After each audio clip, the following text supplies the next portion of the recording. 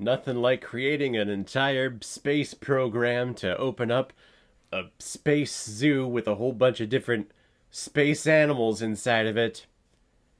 I always say,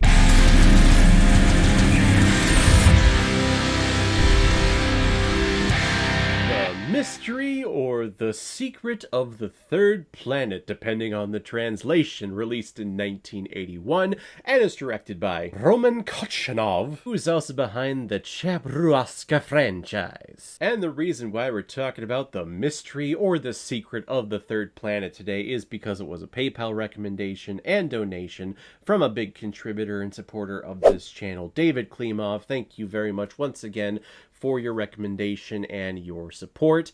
Of course, this is a film that I've never heard of before and have definitely never seen before because this is a Russian animated feature, and I believe in your submission this was a big hit for you when you were a kid. And that's awesome. I love hearing about all of these animated films that people grew up with and people have nostalgia over. You can definitely tell that this is an animated feature of the time, with how the spaceships are going from side to side, the stars are swiping from side to side, yet it seems like they're supposed to be going forward, and the animation, everyone needs to be moving at some point just to make sure to the audience that, hey, we're alive here. We are animated figures, and we are alive. And I think, David, you told me to watch this. There's a version of YouTube where it's in the original Russian.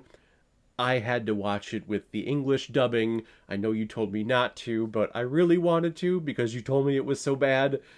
And it's not as bad as you think, but there are some wacky voices in there. So thank you very much, David, for the recommendation. If anyone else out there also wants to be like David Klimov and help support me and contribute to this channel, you can select the QR code that is in the bottom left corner of your screen right now. Send over your donation of $5 or more with your movie recommendation, and if I have access to it, I will watch it, review it, and give you a little shout out just like what I did with David here. Professor Zelenzyov, Captain Zelioni, and his daughter Elisa set out from the planet Earth in the starship Pegasus to go out seeking new animal species for the Moscow Zoo. And they are told of a very rare species of animal called a chatterbird, whose special ability is that they always tell the truth no matter what. Well, there is only one left in existence, so the crew sets out to find it and take it home. But soon they are on the run from the reason why all of the chatterbirds are almost extinct, Dr. Verkostev, who is looking to extinguish the entire species because apparently this bird oversaw the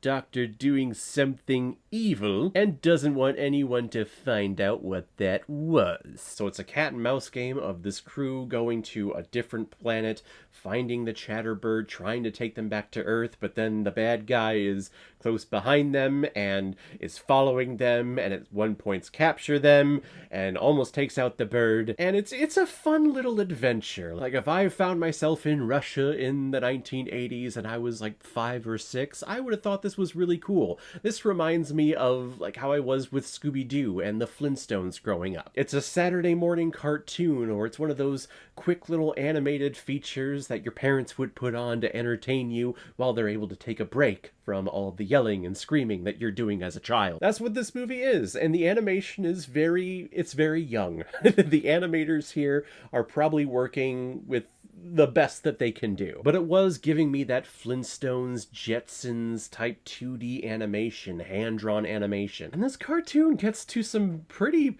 dark situations, or things that they kind of like laugh off, but if you look at the actual situation, like that was scary. That could have been terrible for a child to see. There are these things called spear birds, I believe is what they were called. Like metal birds. They're like the metal Pokemon. I forget that Pokemon's name, but the one with the razor wings who's flying around all the time. They just fly overhead, and once they have you in their range, they release one of their feathers that is literally a spear, and it could easily impale you. And when the spears land right next to these characters, they go, oh, wow, that was close. Better not get hit by one of those. And then followed up by the captain and the English voiceover actor. I love his voice. And I love this character, how he is just a hardcore boomer and hates all of these young people and how tired they make him. And all of you just don't listen and respect your elders because because we're elders and because I said so. But it is a fun animated feature. The villain is actually very villainous. If I was a kid watching this, I would be afraid of him. And it's just a fun animated feature. I don't think it's great in any sense. It's definitely something of the time, and the animation, like I said, is very young, and there's not a lot of great spectacular things happening in here. But, I mean, for 1981, it was probably really cool. This is a cult classic film. There are a lot of people that do enjoy it, probably over in Russia. So if you did grow up with this thing, please comment below and let me know what your thoughts and your memories were of watching this for the first time. I'm going to give The Mystery of the Third Planet 3 out of 5 Blu-rays. Not exactly what I had in mind, but not bad. So guys, if you've seen The Mystery of the Third Planet, what did you think about it? Or if you've never seen it before and you stumbled across because of this video, then comment below and let me know what you thought about it. And as always, if you like what you see here, if you like my take on movies, then hit the subscribe button and make sure you hit that bell so you'll know the next time I release my next movie review. So guys, I will see you next time on the channel, but in the meantime, be well, be good to each other, and go watch a movie. Take care, guys.